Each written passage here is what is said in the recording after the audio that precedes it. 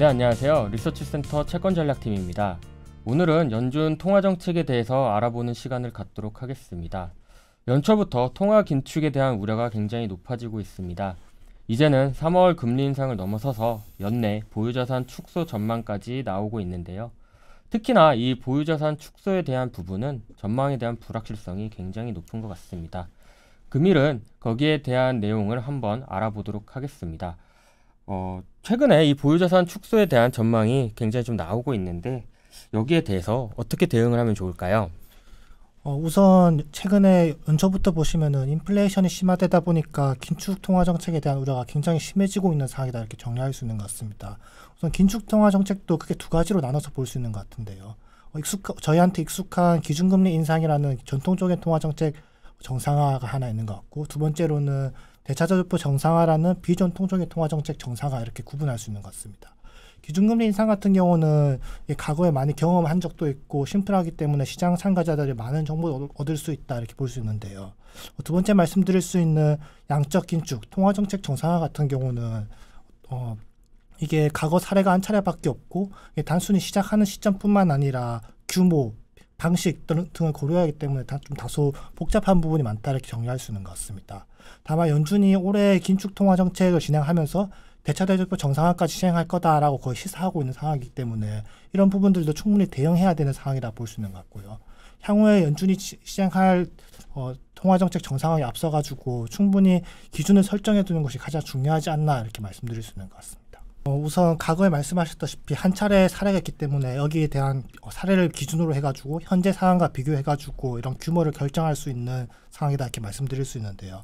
우선 과거 사례부터 간단히 말씀드리면은 2017년 10월 달에 시작해서 2019년 9월 달까지 진행됐습니다. 그때 당시에 보시면은 2017년 10월 달에 월 100억 달러씩 축소하는 거 시작해가지고 점진적으로 이 축소 규모를 늘려서 결국 총 500억 달러 축소까지 늘어나갔었습니다. 평균적으로 보시면은 300억 달러 축소까지 이어졌었는데요. 단순히 규모의 변화뿐만 아니라 이게 통화정책 정상화 흐름이 왜 종료됐는지에 대한 이게 왜 종료됐는지에 대한 의견도 이렇게 바라보는 게 중요하다 말씀드릴 수 있습니다.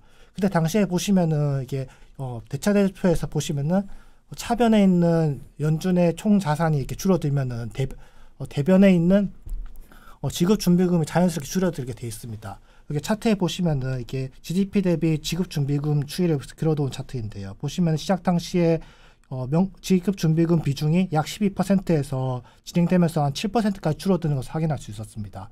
그런데 지급준비금 같은 경우는 경제가 성장할 때만큼 이렇게 적절하게 비중을 이렇게 갖춰 나가야 되는데 이게 대차대조표 정상화로 인해 가지고 너무 많이 줄어들다 보니까 2018년 후반, 2019년까지 이렇게 단기 자금 시장에서 경색 시그널이 나타나는 것을 확인할 수 있었습니다.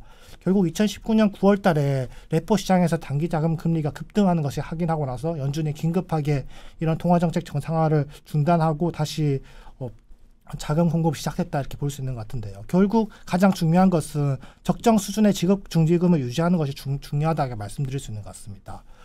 현재 상황을 보시면은 지금 명목 GDP 대비 지급 준비금 규모가 한 16% 정도 형성되어 있는 상황인데요. 지금 같은 경우는 이것뿐만 아니라 영레포 잔액이라 할 수 있는 잉여 유동성까지 고려하면은 총 한 23% 수준까지 올라와 있는 상황입니다. 거기다 연준 같은 경우는 과거에 이런 경색 우려를 대비하기 위해서 스탠딩 레포 제도라는 것을 형성해가지고 어느 정도 안전판을 마련했기 때문에 과거 대비 더 훨씬 큰 규모로 대차대조표 정상화를 시행할 수 있는 여건이 마련되어 있다 이렇게 볼 수 있는 것 같고요. 결국 이렇게 지급준비금을 대략적으로 10% 기준으로 보시면은 향후 2년간 약 월 1,000억 정도, 1,000억 달러 정도 이렇게 긴축을 진행해도 큰 무리가 없는 상황이다 이렇게 말씀드릴 수 있는 것 같습니다. 거기다 하나 더 말씀드릴 수 있는 게 연준이 가지고 있는 보유자산도 지금 크게 늘어난 상태이고 지금 만기 도래 구조를 보시면은 이게 하반기부터 월 평균적으로 700억 달러씩 만기가 도래한다 보시면 될 것 같습니다. 즉 연준 같은 경우는 막 국채 축소 규모를 700억을 넘지 않는다면은 시장에다가 직접 매도를 하는 것이 아니라 단순히 재투자 종료만으로도 이런 정책을 시행할 수 있다는 점을 고려해 볼 때 월 700억 달러의 국채 축소 같은 경우는 크게 시장에 충격을 가져오지 않을 거다 이렇게 말씀드릴 수 있는 것 같습니다. 네, 2018년도, 19년도 때 이제 그 단기 자금 시장에 경색이 일어났었던 부분을 연준이 많이 고려를 할 것 같고요. 말씀 주신 대로 이제 월 700억 달러가 국채가 이제 그 이상으로 줄어들지 않으면은 시장에 미치는 충격은 좀 크지 않을 수 있다. 그러니까 결국에는 기준은 국채 기준으로 월 700억 달러가 좀 기준이 될 것 같다라고 말씀을 해주신 것 같고요. 기준에 대해서 말씀을 주셨으니까 이제 좀 방식에 대해서도 좀 논의를 해봐야 될 것 같은데요. 1월 FOMC에서는 MBS 중심의 축소가 언급이 되고 있습니다. 그렇다면 이제 국채하고 MBS를 같이 보유하고 있는데 거기에 대해서 축소되는 비중은 과연 어떨지 또 좀 말씀을 해주시면 좋을 것 같습니다.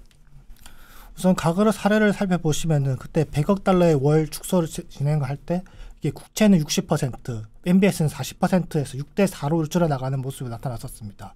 그런데 이번 1월 FOMC에서 말씀해 주신 것 같이 MBS 중심으로 줄어나가겠다라고 발표한 상태이고요.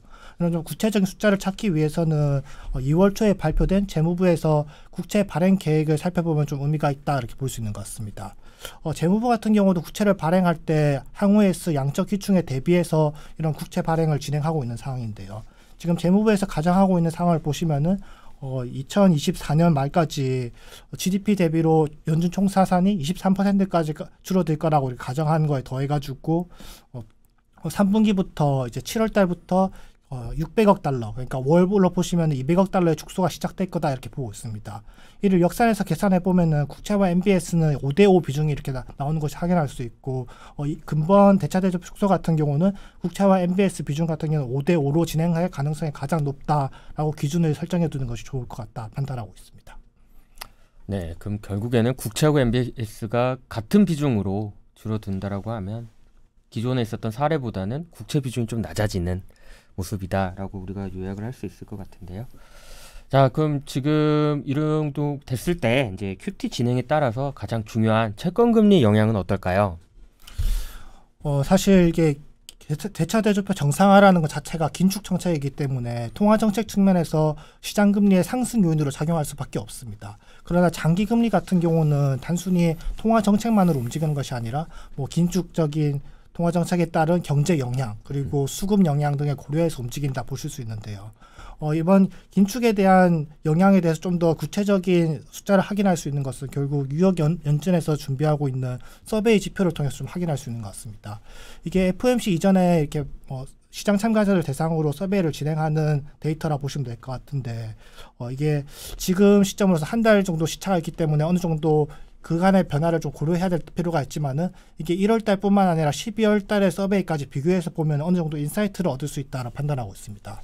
12월 달 서베이 내용을 보시면은 기준금리 인상 시점은 9월 달로 전망하고 있었고 대차대표 축소 시점은 2023년 3분기에서 2024년 이렇게 전망하고 있었습니다. 그런데 1월 달 서베이에서 변경된 내용을 보시면은 이제 기준금리 인상 시점은 시장에서 예상하고 있는 컨센서스와 마찬가지로 3월 달 인상 전망하고 있는 상황이고요. 대차대표 축소 시점 같은 경우도 2022년 3분기 올해 7월 달부터 시작할 가능성이 높다 이렇게 판단하고 있습니다. 이렇게 긴축에 대한 우려는 본격적으로 반영되고 있다라고 볼 수 있는데 시장 금리에 대한 전망 같은 경우는 크게 변하지가 않았습니다.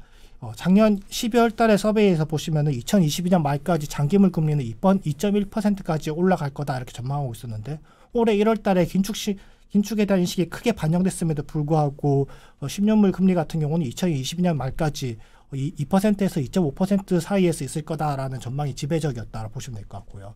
심지어 또한 장기적으로 중립금리 수준을 보시면은 연준에서 추정하고 있는 2.5%보다 낮은 2.25% 또는 2%로 이렇게 추정하고 있는 것을 볼 때 장기물 금리가 긴축 정책이 시작된다 한다 하더라도 추세적으로 상승할 가능성은 낮다 이렇게 볼 수 있는 것 같습니다. 네, QT가 시작이 된다고 하더라도 미국 장기 금리에 미치는 영향은 그렇게 크지 않을 수 있다. 오히려 지금 시장의 서베이 조사를 보게 되면은 QT에 대한 인식이 이제 빠르게 앞당겨졌지만 장기 금리의 전망치는 변하지 않았다라는 점을 좀 보셔야 될 것 같고요.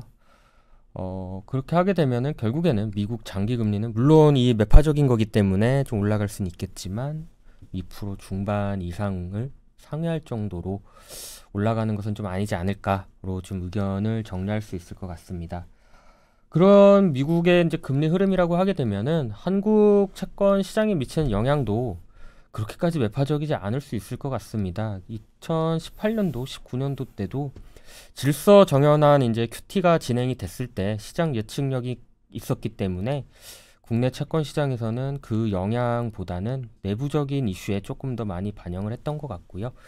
올해도 이제 뭐 QT가 시작될 때 질서 정연하게 할 거고 예측 가능한 수준에서 이렇게 하게 된다라고 하게 되면은 국내 금리는 뭐 상승 압력을 받을 수는 있겠지만 결국에는 내부적인 특히 국내 경기 흐름을 조금 더 많이 참고하지 않을까에 대한 생각을 좀 가질 수 있을 것 같습니다.